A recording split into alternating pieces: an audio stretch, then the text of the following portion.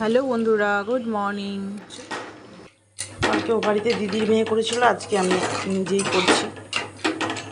রান্না করে খাওয়ায়, এখানে মা করে খাওয়ায়, এখানেও করে খাওয়ায় না সেটা না, মাঝে মধ্যে বড় করে খাওয়ায়। তো আজকে আমিই করছি, বর যেহেতু ডিউটিতে বেরিয়ে গেছে আমিই করছি, আমিই খাবো। তো ওটা সেদ্ধ হয়েও গেছে, তাড়াহুড়োর সময় কোনো রকম দেখো না কি লম্বা লম্বা করে মোটা মোটা করে পেঁয়াজ কেটেছি, লঙ্কা কেটেছি, আর সবজি কিছু দেবো না, একটু বরবটি ছিল বরবটিও কেটেছি, দিয়ে বড় বড় কেটেছি। তাড়াহুড়োর সময় না আর কোনো কিছু, তখন আসলে ছুটি ছিল উঠেছি।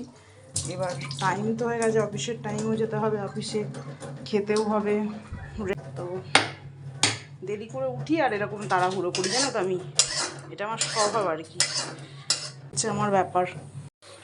আদা কুচি করে নি, গ্রেট করেছি, তার মধ্যে দেখো না পেঁয়াজ কেটেছি কি লম্বা লম্বা। যাই হোক তাড়াহুড়োতে, আর আমি তো একাই খাবো, অন্য কেউ তো খাবে না, তো আমি একাই রুটি দিয়ে দিলাম, আর নুন দিয়ে দিয়েছি, হলুদ।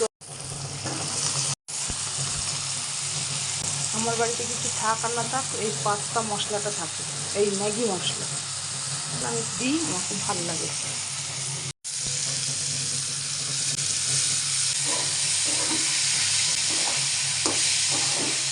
আমি বানিয়েছিলাম সেই গোলমরিচের গুঁড়ো নিজের হাতে, 10 টাকার গোলমরিচের গুঁড়োতে 1 কৌটো করেছিলাম। এর মধ্যে একটু সামান্য দেবো, স্মেলটা আমার খুব ভালো লাগে, একটু দেওয়া যাবে। তো 10 টাকা দিয়ে আমাদের একদিনও যায় না, সেখানে 10 টাকা দিয়ে দেখো মনে 10 দিন হয়ে যাওয়ার পরে এখন এতটা আছে, তাহলে বুঝতে পারছো তো কত। খুব সুন্দর দেখতে হয়েছে, আশা করছি খেতেও ভালোই হবে। ঠান্ডা লেগে গেল আমার এই ম্যাগি করতে করতে, পাস্তা